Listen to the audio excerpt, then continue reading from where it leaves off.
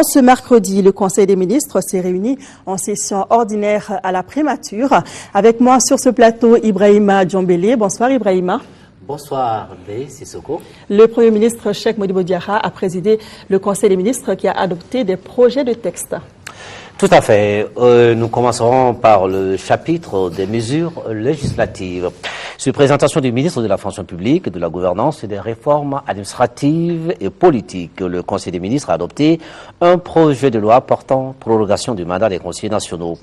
Le Haut Conseil des collectivités est une institution de la République qui assure la représentation des collectivités territoriales et celle des Maliens de l'extérieur. Les membres du Haut Conseil des collectivités appelés conseillers nationaux sont élus pour 5 ans au suffrage indirect. En prévision de la fin du mandat des conseillers nationaux élus en 2007, le collège électoral en vue de nouvelles élections avait été convoqué pour la date du 25 mars 2012. Les événements survenus à partir du 22 mars 2012 ont interrompu ce processus de renouvellement. Le mandat ayant expiré depuis avril 2012, le Haut Conseil des collectivités ne peut plus juridiquement mener d'activité ni accomplir ses missions constitutionnelles, notamment donner un avis motivé sur toute question de développement local et régional. Par ailleurs, au regard de l'obligation faite au gouvernement de saisir pour avis le Haut Conseil des collectivités pour toute action concernant la protection de l'environnement, l'amélioration de la qualité de vie des citoyens à l'intérieur des collectivités, il apparaît nécessaire de permettre à l'institution de fonctionner. C'est aussi dans ce sens que les chefs d'État et de gouvernement du groupe de contact de la CEDEAO ont recommandé la prorogation du mandat des membres du Haut Conseil des collectivités. Le présent projet de loi est pris dans ce cadre. Il proroge le mandat des conseillers nationaux jusqu'à l'élection de nouveaux conseillers.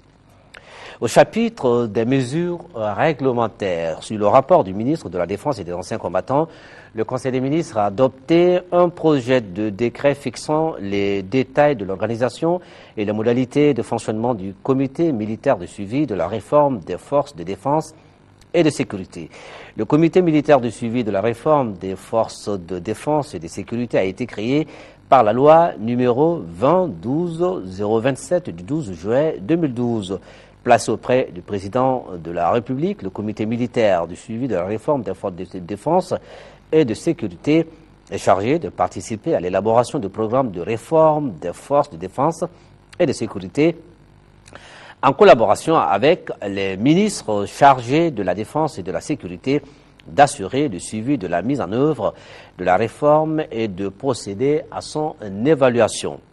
L'adoption du présent projet de décret a pour objet de fixer les détails de l'organisation et les modalités de fonctionnement du dit comité. Le comité militaire de suivi de la réforme des forces de défense et de sécurité comprend 3 commissions de travail et un secrétariat général chargé des tâches administratives et de gestion.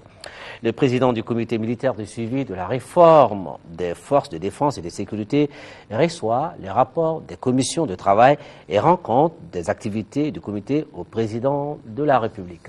Voilà ce qu'il fallait retenir du Conseil des ministres de ce mercredi. Merci Ibrahima. Nous poursuivons ce journal.